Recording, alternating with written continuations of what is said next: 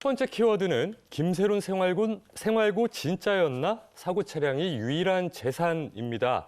지난해 5월 서울 강남구 학동사거리 인근에서 변압기와 가로수를 여러 차례 들이받는 사고를 내고 도주해 주변 상권이 약 4시간 30분가량 정전이 되는 손해를 끼친 배우 김새론 씨는 최근 공판에서 벌금 2천만 원을 선고받았는데 생활고를 겪고 있다며 선처를 호소한 것으로 알려졌다는 소식입니다. 네, 다들 잘 아시겠지만 어린 시절 아역 배우로 데뷔를 했고 무명 시절 없이 데뷔하자마자부터 굉장히 잘 나갔었거든요. 근데 생활고라니 좀 의외이긴 합니다. 네, 이후에도 계속해서 주연을 맡았기 때문에 더욱 이거 진짜 맞아? 라고 생각하시는 분들이 많았던 것 같은데요. 이렇게 의아함을 가지고 있었던 시청자분들이 찾아봤었던 자료가 있습니다. 바로 김새론 씨가 과거에 이 방송에 출연해서 자신의 이 생활 상황을 살짝 보여준 적이 있었기 때문인데요.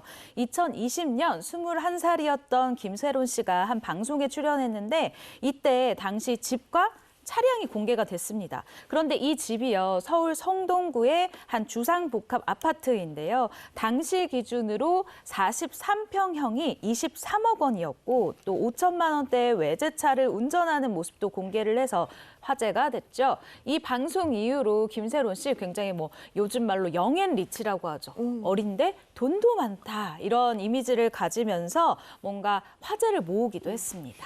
네. 어린 나이에 초고가 아파트에 살면서 외제차 몰고 다녔어요. 근데 3년 후에 벌금 2천만 원 낼 돈이 없다. 그리고 생활고에 시달린다. 이거 어떻게 됩니까?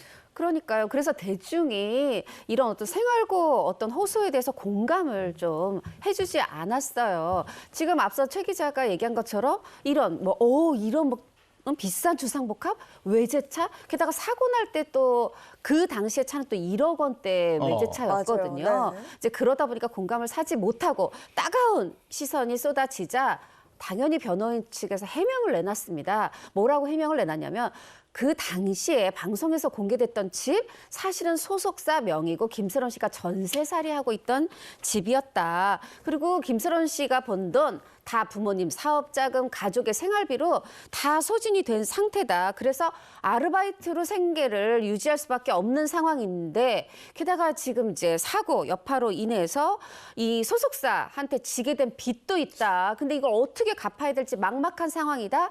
이런 입장을 내놨습니다. 소속사에 진 빚이 있다. 이거는 무슨 얘기일까요? 네, 그러니까 김새론 씨의 생활고가 거짓말은 아닌 것으로 보여지는데요. 이 김새론 씨가 앞서 홍규 씨가 이야기를 해주셨지만 변압기를 들이받아서 근처 상권이 4시간 반 정도 정전이 됐다라고 말씀드렸잖아요. 이 부분을 이제 배상을 해야 되죠. 이 피해자 측, 그러니까 주변 상인들에게 배상을 하는 과정에서 이 전세 보증금으로 먼저 배상을 했는데 이 전세 보증금만으로 는 배상액을 감당할 수가 없었던 상황이에요. 그래서 이 전세 보증금도 소속사 돈, 이 나머지 추가로 들어간 돈도 소속사의 돈이다. 라고 설명을 했습니다. 그리고 김새론 씨가 이 소속사에서 선배상한 금액을 현재 갚아야 하는 이 상황에 처해 있는 것인데요. 다만 이 김새론 씨가 배상을 하게 된 금액에 대해서는 아직 정확하게 알려지지 않았습니다. 다만 이 법조계에서는요. 아마 이 이전의 선례가 굉장히 중요하잖아요. 다른 비슷한 선례를 봤을 때는 적게는 수억 원, 많게는 수십억까지 달할 것으로 짐작할 수 있다라고 밝혔고요. 김새론 씨가 아까 보유한 차량이 있었다고 하지 않았습니까? 네. 이 차량은 사건 이후에 처분을 한 상황이고 이 방송에서 공개했었던 그 20억 원이라는 그 43평형 아파트 이 부분도 소속사의 것이었기 때문에 원래 이곳에서 퇴거를 해서 현재는 월세에 살고 있다라고 해명을 했습니다. 조금 보태 말씀드리면 네. 지금 이제 변압기 이제 들이받았잖아요. 요게 한 2천만 원 실제로 배상을 했고 가로수 금액은 잘 알려져 있지 않지만 많으면은 요게 한 10년 이상 된 나무다 그럼 1,000만 원, 2천만 원까지도 배상을 해야 되고 가드레일 들이받으면 요것도 미터당으로 돈을 냅니다. 근데 더 큰 문제가 지금 최 기자가 얘기한 것처럼 이 이제 정전되면서 카드 결제 제대로 되지 않아서 영업에 지장을 받았던 네. 이 업체 수인데 이게 지금 재판에 나온 그 숫자를 보면 57곳이다 이렇게 알려지고 있어요. 근데 그 중에서 한 30곳 넘는 것하고는 합의에 좀 더 어려움을 겪고 있고 이러다 보니까 금액이 실제로 많이 늘어난 건 사실로 보입니다. 아, 그러니까 벌금 2천만 원 나온 거지 뒤에 줄줄이 끝난 게 아니군요. 그렇죠. 네. 어쨌든 생활고에 시달리고 있다는 김세롬 씨가 변호사 선임은 그 6명? 6명의 변호사면 변호사 비용이 만만치가 않을 텐데. 그러니까요. 다음 달 5일 공판을 앞두고 있는데 이게 이런 해명이 나와도 이 대중이 아직도 정말 생활과 맞아 하는 게 변호사가 6명인데 10대 대형 로펌 변호사가 포함돼 있다. 근데 그중에 특히나 한 명은 정관 변호사라고 하죠. 대검 과장, 지검 부장검사까지 지낸 이런 사람이다 보니까 그런 사람들, 그런 분들 수입료 높은 거 아니야? 이렇게 좀 앞뒤 맞지 않는 거 아니야? 이런 또 의혹의 시선을 아직 거두지는 못하고 있어요. 이것에 대해서도 또 김세론 씨 측의 변호인이 얘기를 합니다. 아니 그렇지 않습니다. 오히려 보통 변호사의 수입료보다도 낮게 그렇게 책정이 됐다. 이렇게 또 얘기를 하고 있습니다. 네, 네. 그리고 제가 또 취재를 좀 해봤어요. 취재를 해보니까 변호사분들이 또 입을 모으는 것이 일단 지인의 속이기 때문에 실제 수입료보다 좀 저렴하게 들어간 금액이 맞을 것이다라는 거고 두 번째로 6명이라는 부분이 대중의 반감을 사고 있는데 이 선임계를 낼 때 한 명과 이 일을 진행을 하더라도 다른 변호사들의 이름을 함께 넣는 게 보통 관례라고 해요. 그렇기 때문에 6명으로 보이는 것이다라고 이 설명을 해줬었고요. 제가 또 안타까운 부분이 또 따로 있습니다. 이후에 나오는 사진 부분인데요. 네. 사실 거짓 아르바이트 이 인증샷으로 구설에 오른 바가 있는데 이 부분이 기자로서 너무 안타까워요. 왜냐하면 지금 소속사가 없거든요, 김세론 씨가. 그래서 옆에서 정확한 코칭을 해주는 사람이 정말 없구나라는 생각을 이 사진을 보고 들었습니다. 그 이유가요. 김세론 씨가 지난 11일에 지금 보고 계시는 SNS에 사진 3장을 올렸어요. 이 사진에는 프랜차이즈 이 카페 프랜차이즈 업체 앞치마를 착용한 김세론 씨가 마치 매장에서 일을 하고 있는 듯한 뭔가 뭐 모자도 쓰고 이렇게 카페에서 아르바이트를 하고 있는 것으로 추측이 되는 사진을 올렸어요. 아무 글도 올리지 않았지만. 그래서 사람들이 이 사진을 보면은 김세론이 정말로 아르바이트를 하고 있구나라고 생각을 하게 만들거든요. 그런데 문제가 아까 이 프랜차이즈 로고가 노출이 됐다고 했는데 이곳에 또 기자들이 전화를 해본 겁니다. 그랬더니 이 업체 측에서 김세론 씨는 우리 업체에서 근무한 적이 없다라고 못을 박았습니다. 그렇기 때문에 사람들은 이거 거짓말까지 했네? 라고 또 이야기가 나오고 있는 이 상황입니다. 네. 알겠습니다. 두 번째 소식하죠. 연예라이브 두 번째 키워드는 주부들의 아이돌 배우 강지섭 JMS 신도 의혹입니다. OTT에서 방영된 다큐로 시작된 후폭풍이 연예계까지 불어닥치고 있는 가운데 배우 강지섭 씨가 JMS 신도라는 의혹이 불거지고 있다는 소식입니다. 네, 저도 이 다큐멘터리를 보고 굉장히 놀랐던 부분이 많은데요. 일단 모르시는 분들 위해서 JMS가 어떤 곳인지 그거부터 좀 짚어볼게요. 최근 이제 여성 신도에 대한 성착취, 이 성폭행, 성추행 논란으로 지금 애초에도 사건이 있었지만 이게 OTT를 통해서 다큐멘터리가 공개되면서 지금 굉장히 큰 파장이 일고 있죠.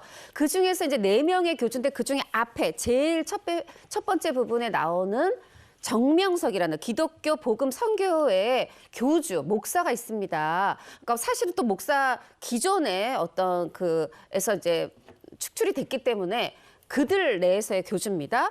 그 정명석의 이니셜 JMS 요거를 말하는 건데요.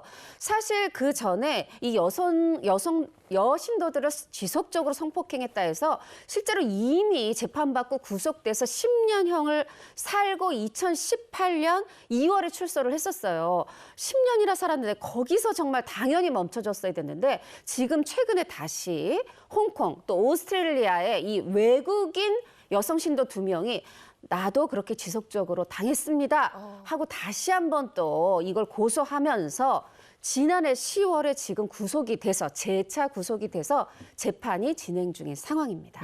배경 설명 드렸으니까. 그런데 네. 지금 강지섭 씨 얘기인데 어떤 근거로 강지섭 씨가 JMS 여기 신도라는 의혹이 나온 거예요? 네, 강지섭 씨가 지난 12월 한 방송에서 이 자신의 집을 공개한 적이 있는데요. 이때 자신의 방이 공개가 됐습니다.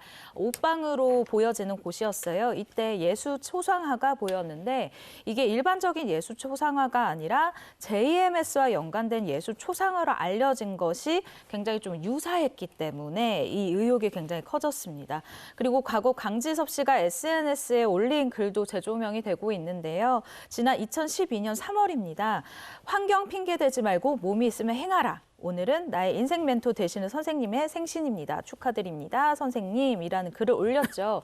굉장히 평범해 보이는 글이지만 이 해당 날짜가 이 정명석의 생일으로 밝혀졌고 이 이후에 강지섭 씨가 JMS의 신도 아니냐라는 의혹이 불이 붙게 됐습니다. 네, 그럼 이에 대해서 강지섭 씨 측의 입장은 어떤지도 궁금한데요. 네, 소속사 측에서 이 관계자가 입장을 내놨어요. 4, 5년 전에 이미 탈퇴를 했다는 겁니다. 그러니까 아까 지금 문제가 된 글이 2012년이잖아요. 11년 전이잖아요. 아니다. 그때는 그렇게 쓴 거 맞는데 4, 5년 전에 이미 탈퇴를 했다. 대학생 시절에 성경 공부 같이 하자며 이렇게 접근해온 어떤 신도를 따라다녔던 건 맞다. 근데 다니다 보니까 뭔가 교주를 신격화하는 분위기가 이상하다고 느껴져서 탈퇴를 했다. 이렇게 해명을 했어요. 그런데도 이 어떤 의심, 의혹의 눈초리가 걷어지지 않죠. 강지섭 씨가 사실 좀 적극적으로 나섰어요. 그 문제가 됐다는 어떤 예수 초상화, 그러니까 우리가 생각하는 그런 진짜 예수 초상화하고 다릅니다. 오해하지 마시고요. 그거를 찢는 영상을 올렸어요. 나 진짜 탈퇴했다는 걸 명확히 보여주고 싶었던 거겠죠. 이렇게 적극적으로 나서는 듯 했는데 현재는 SNS 계정이 삭제된 상태입니다. 강지섭 씨는 왜 SNS 계정을 삭제했을까요? 일단 강지섭 씨 측에서는 SNS 계정을 이 폭파라고 하죠. 요즘 말로 탈퇴한 이유에 대해서는 밝히지 않았습니다. 다만 강지섭 씨가요. 제가 인터뷰했던 말과 진정한 마음보다는 자극적인 제목들로 인해 이 가족에 대한 욕설이나 공격적인 메시지, 댓글이 너무 많이 달려 가슴이 아프다라는 글을 남긴 바 있거든요. 그러니까 요약하자면 몰라서 들어갔고 알아서 탈교했다라는 뜻인데 이 전문가분들을 만나 보니까요. 이 강지섭 씨 같은 경우도 정말 몰라서 들어간 피해자이기 때문에 그에 대한 공격이 계속 가해지는 것은 2차 가해다라는 얘기를 하고요. 계속해서 이런 공격이 가해지는 모습이 보여지면 오히려 탈교를 하고 싶어도 나도 저렇게 혼나는 거 아니야 싶어서 탈교를 못하는 분들도 있다고 합니다. 그렇기 때문에 이 탈교를 밝힌 사람들에 대해서는 그냥 더 이상 관심을 갖지 않는 것이 더 올바른 상황인 것 같습니다.